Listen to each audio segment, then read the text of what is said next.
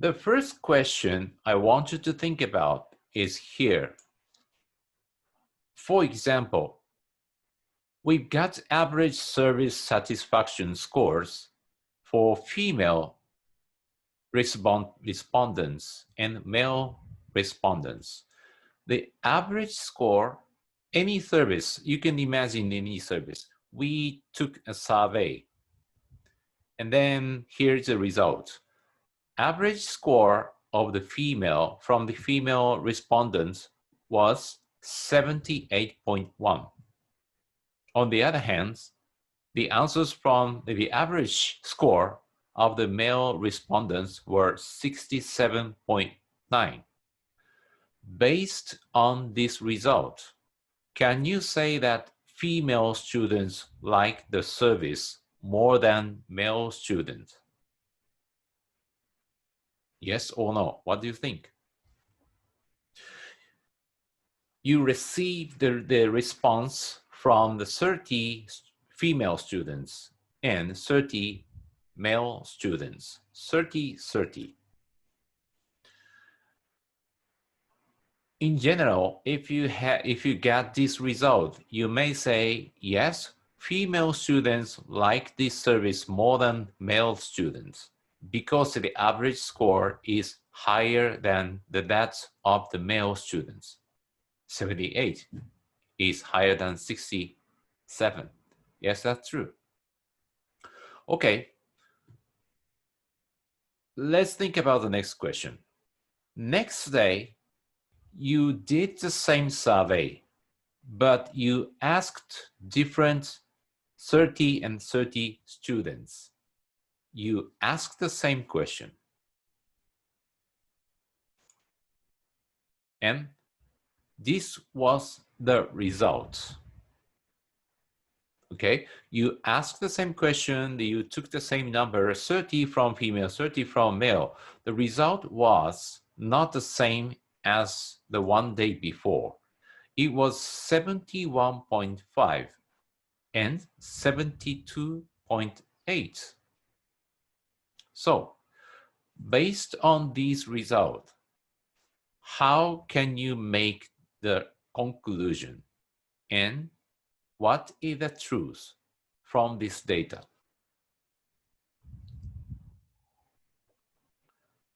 In your final presentation, in your final survey, you may face the same situation. And why do you think this happens?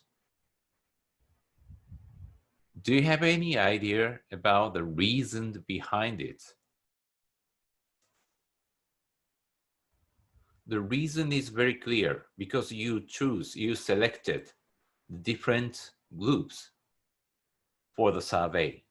Yesterday and today is not the same group. So result may not be the same.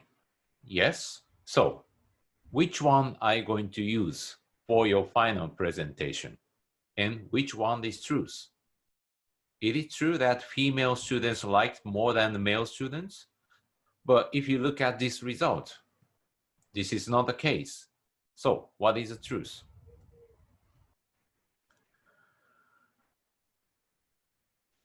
The theory and concept behind is population versus sample.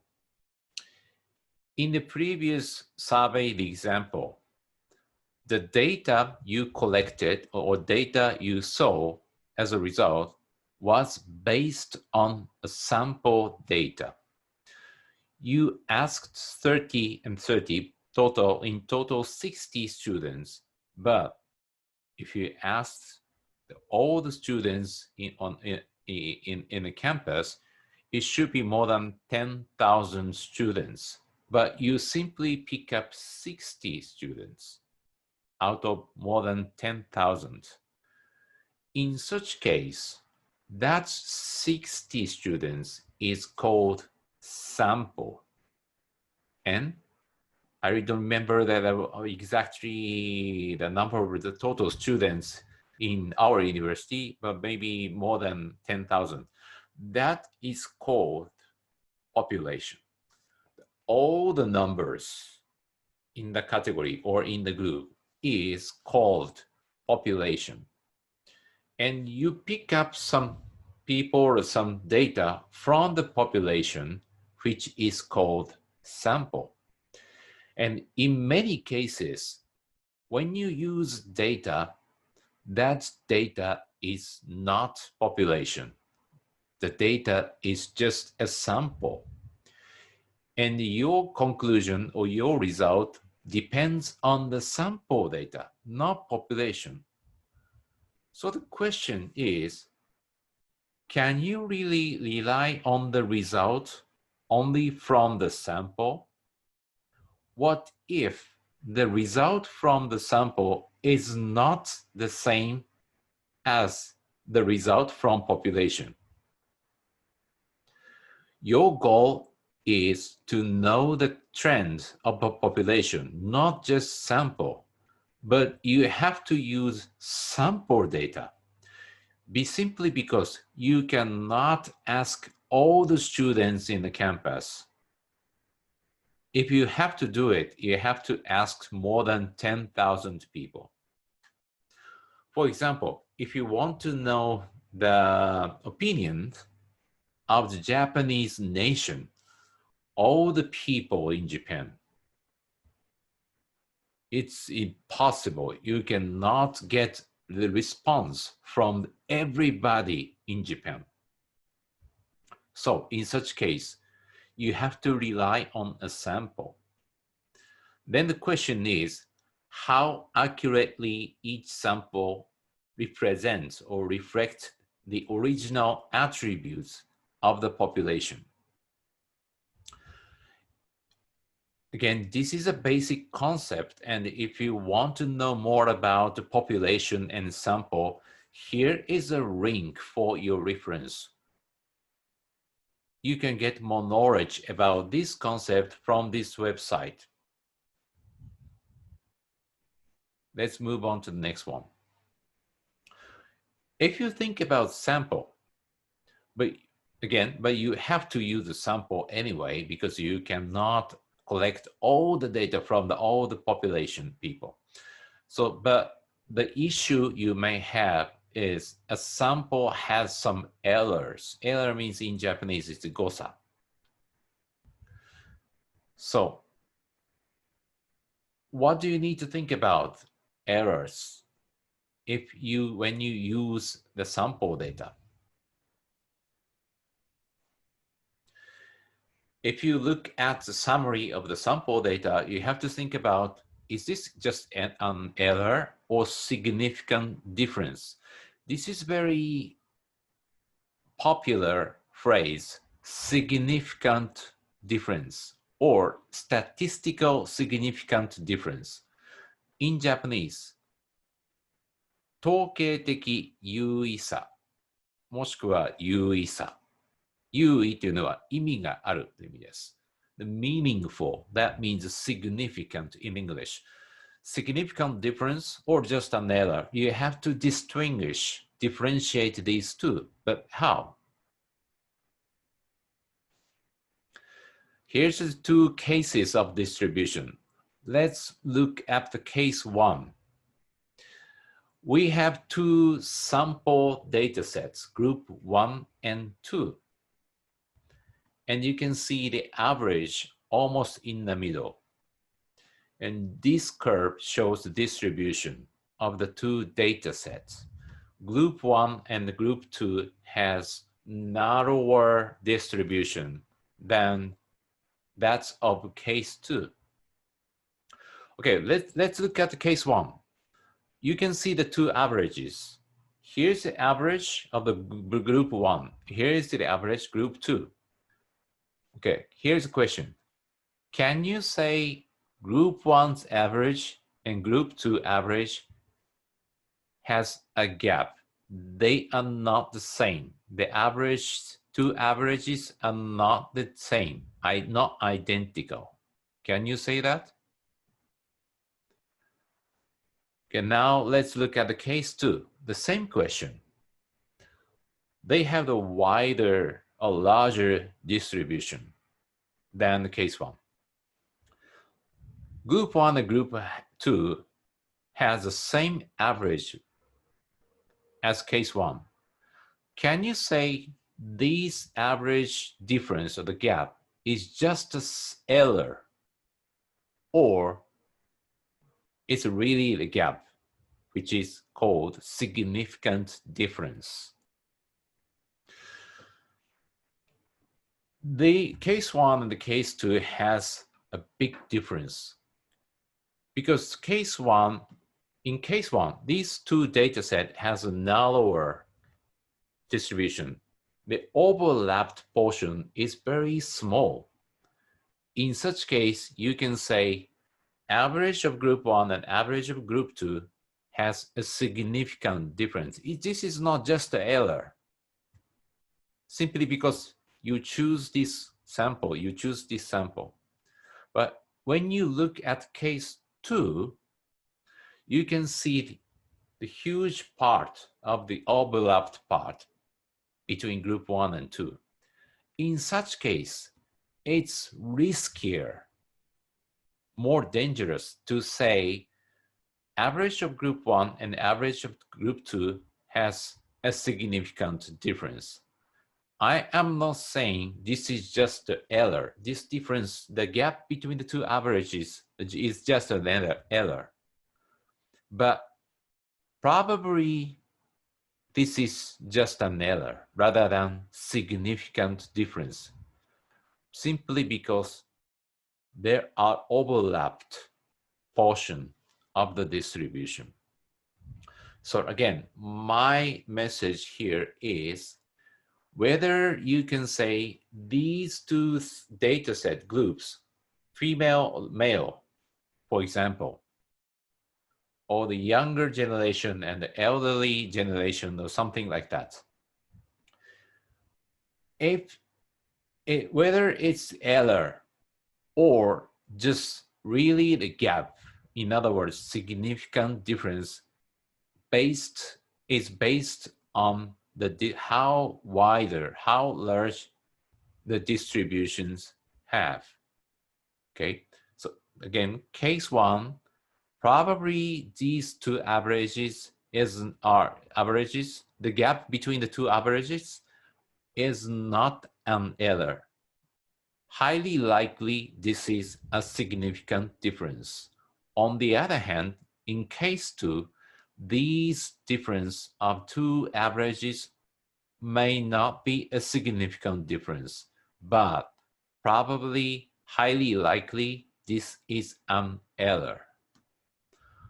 So if you take two data set and take two averages, you cannot simply say, hey, there is a gap or not, without knowing this kind of stuff. So this is a concept of the population and sample.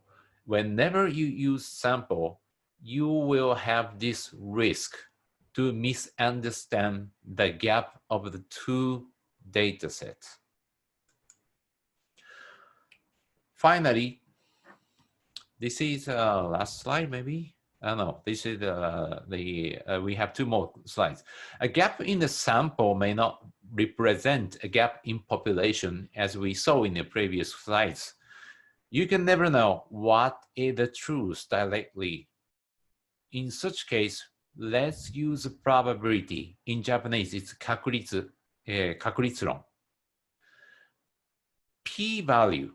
This is a very famous word in the statistic world. So you should remember this word, p-value.